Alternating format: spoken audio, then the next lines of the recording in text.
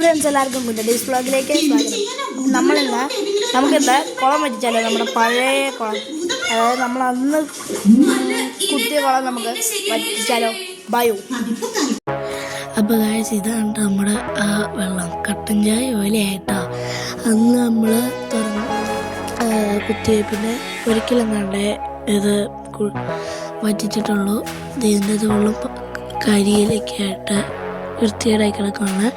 അപ്പോൾ മറ്റേ ആ നെറ്റ് മാറ്റുന്നുണ്ട്. ആ നെറ്റിൻ്റെ അകത്തും ഇതുപോലെ കരിയില തന്നെയാണ്. കരിയില മാറ്റാൻ നേരത്താണ് വെള്ളത്തിലോട്ട് ചാടി കേട്ടോ. അപ്പോൾ കട്ടൻ ചായ ഓലിയായിട്ടോ നമ്മൾ ഒരു മണി കണ്ട് എത്തിച്ചിട്ടുള്ളൂ. എനിക്ക് എന്നാ ഒരു ദിവസം ഇതുപോലെ പനി പിടിച്ച് കിടന്നപ്പോൾ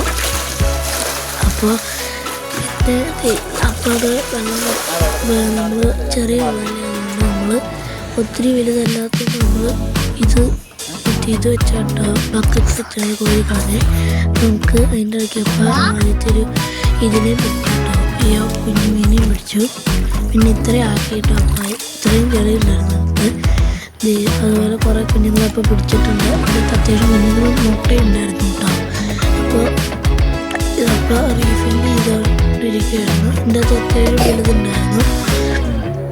വലുതുണ്ടായിരുന്നു. പിന്നെ ഇത്രയും നന്നായി വെള്ളമാക്കി.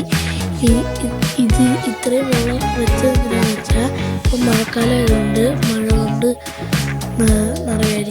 നിറഞ്ഞോളൂല്ലോ.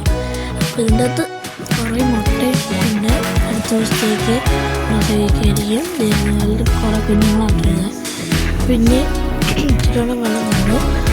അപ്പോൾ ഇത്ര ഉള്ളൂ. അപ്പോൾ ഇന്നലെ വീഡിയോസ് കളിച്ച് വാനൽദോസ് അമ്മൂസാൻ ഇഷ്ടപ്പെട്ട ലൈക്ക് ചെയ്യുക, ഇഷ്ടപ്പെട്ട ഡിസ്ലൈക്ക് ചെയ്യുക. നിങ്ങളുടെ അഭിപ്രായ നിർദ്ദേശങ്ങളെല്ലാം കമൻറ്റിലൂടെ അറിയിക്കുക. അപ്പോൾ ബൈ.